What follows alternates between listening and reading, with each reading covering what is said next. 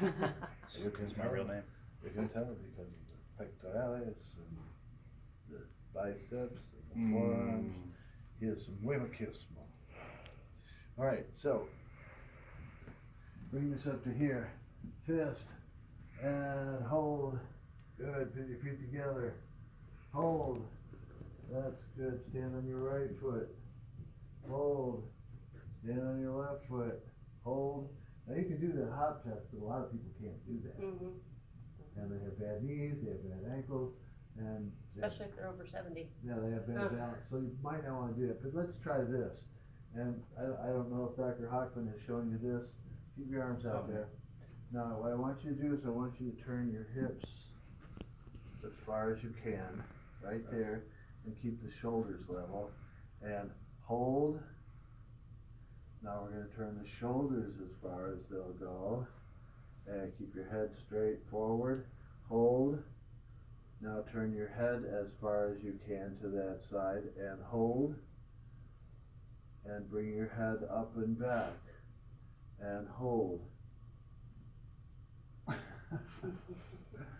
Okay. So what do we have? Vestibular problem? This is my way of diagnosing dural torque. Okay. Okay. So what's Cat 1? I don't care what category it is. If you got dural torque, you got dural torque. Okay. So try again. Twist and turn and look up and back and hold. That's gone. Okay. Now bring your head back to center. Hold. Okay. Strong. So now we're going to bring the shoulders back this way, and we're going to go back over here, and we're going to twist halfway. Bring your shoulders back forward a little bit so they're even with your hips. Right there. A little more. Right there. And hold. Now we're going to twist the thorax. Right there. And hold. Now we're going to turn the head and hold. And now we're going to look up and back and hold. So he's good there, but he blows out when we go back this way. So lay on your back there for me. This way or the other way? That's fine. No worries. So he blows out when he turns to the right. He's strong when he's to the left, right? So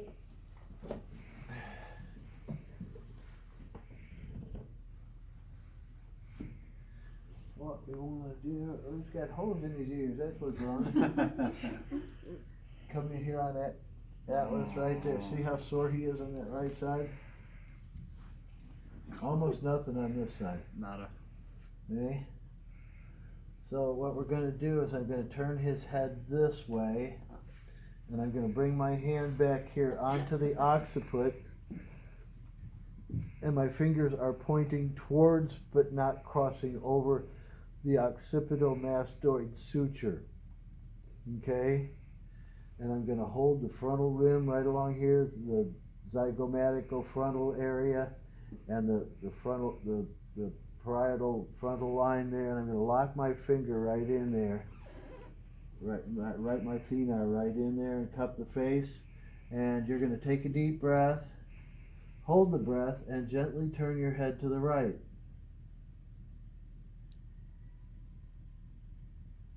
And relax. Again, deep breath. Hold and turn. Keep turning as you breathe out.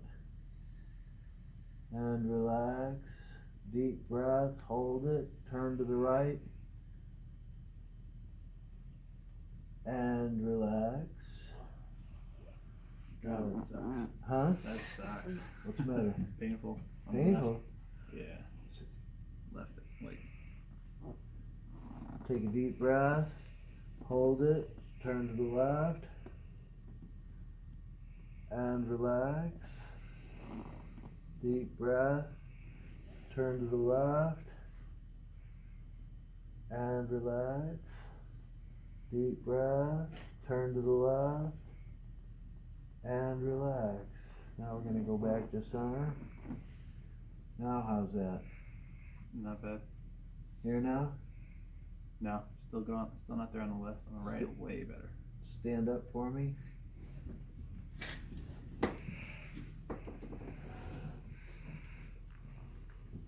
Come on over here.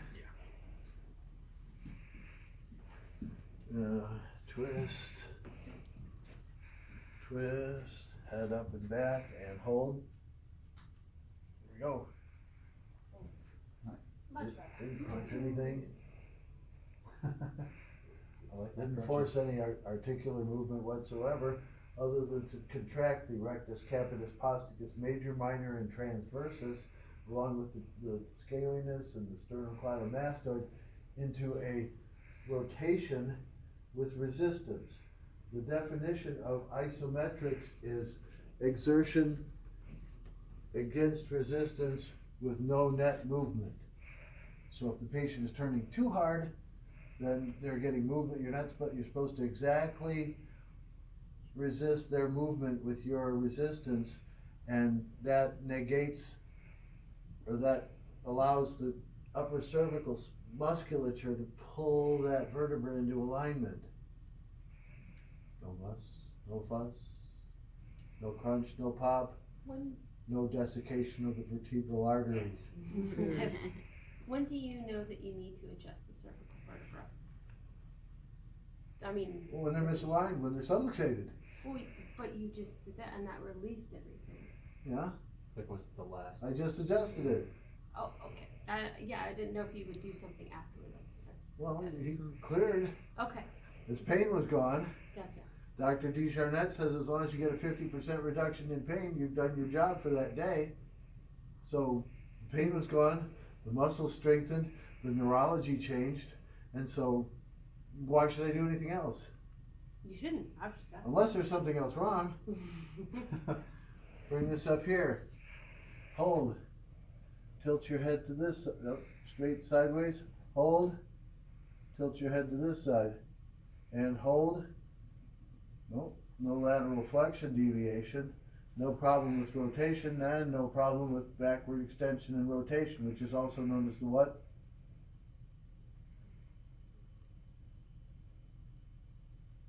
No. Torque? The orthopedic test. Oh.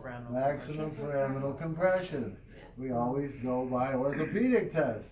So what do we say? Positive, you know, in your report, positive maximum foraminal compression test on the right, producing myological weakness in the upper extremities at the deltoid muscle as a result of compression at C1, C2, and the occiput. Wow. Works for me. Documentation. And if I explain that to a medical doctor, what's he gonna say? I understand. Because they know maximum foraminal compression. Mhm. They know orthopedic tests. So we know to correct those. So anyway, bring this out to here. I want to check something. Bring your hands out here. Lock your fingers together. Hold them right out there straight. Hold. Again. Hold them out there straight. Hold. Let me introduce you to something that I think is just about as important as the blocks.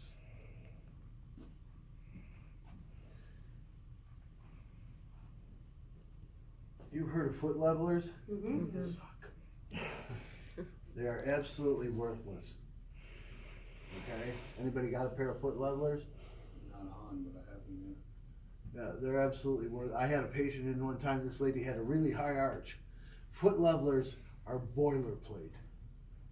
They take that little mold and they go to the shelf and they pull them off. They are not custom made. Let me introduce you to sole supports.